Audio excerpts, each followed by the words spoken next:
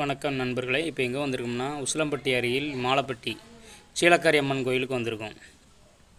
இது வந்து ஒரு 20 வீட்டு ஆளுங்க சேர்ந்து கட்டின கோயில். 20 வீட்டுக்காரங்க மட்டும் பாத்தியப்பட்டது. இந்த கோயில் வந்து வேறு யாருக்கும் பாத்தியப்பட்டதில்லை. ஒரு மாலப்பட்டி ஒரு ஊருக்குள்ளே தான் கட்டியிருக்கு.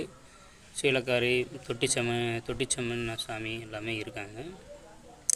இது வந்து முன்னோர்கள் வந்து வாழ்ந்த வீடு. இந்த கோயிலை பாருங்கள்.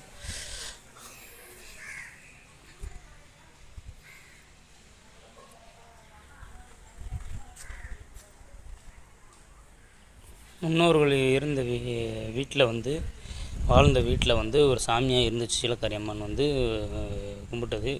ஒரு நாளடைவில் பார்த்திங்கன்னா இடிஞ்சு அதை விட்டுட்டு வெளியில் பக்கத்தில் வீடு கட்டி போயிட்டாங்க. இந்த இடத்த வந்து பிளங்காமே விட்டதுனால அதில் வந்து சீலக்காரி அம்மன் இருந்துச்சு. ஒரு தடவை வந்து இந்த வீடை வந்து எடுத்து கட்டலாம் அப்படின்னு சொல்லி போகும்போது அது தடங்களாகவே வந்துக்கிட்டு இருந்துச்சு. என்ன சின்ன சின்ன தடங்களாகவே வருது என்னன்னு பார்த்தீங்கன்னா, அந்த 20 வீட்டுக்காரங்க அவங்க பாத்தியப்பட்ட ஒரு ஆள் மேலே சாமி வர ஆரம்பிச்சிச்சு. நான் இந்த இடத்துல உங்கள் சாமியாக இருக்கேன் செய்கிறேன் அப்படின்னு சொல்லி சொன்னாங்க. சரின்னு சொல்லிட்டு முன்னோர்கள் வந்து பின்னாடி வந்து ஒரு இடத்துக்கு பின்னாடி வந்து வைக்கப்படப்பு வந்து ஒரு மாட்டுக்கு தீவனத்தை வந்து வச்சுருந்தாங்க. வச்சிருந்த இடத்துல வந்து ஒரு ஊதுவத்தியை வந்து கொளுத்திக்கிட்டே வந்திருந்தாங்க, செஞ்சாங்க. அந்த சாமியை கும்பிட்டு செஞ்சு நம்ம மாசப்பரப்புக்கு பொங்க வச்சு செஞ்சு இந்த மாதிரிலாம் சாமி கும்பிட அது சீலக்காரி வந்து ரொம்ப முன்னோர்கள் அவங்க வீட்டால் இந்த 20 வீட்டுக்காரங்களுக்கு வந்து ஒரு சோன கோனார், கற்பனை கோனார், இந்த 2 பேருமே அண்ணன் தம்பியில் வந்து 2 பேருமே இங்கேருந்து வாழ்ந்த வீட்டில் வந்து பின்னாடி சாமி கும்பிட செய்ய இந்த மாதிரி காரணம் வந்து அது வந்து சீலக்காரி அம்மன் வந்து இருந்துக்கிடுச்சு.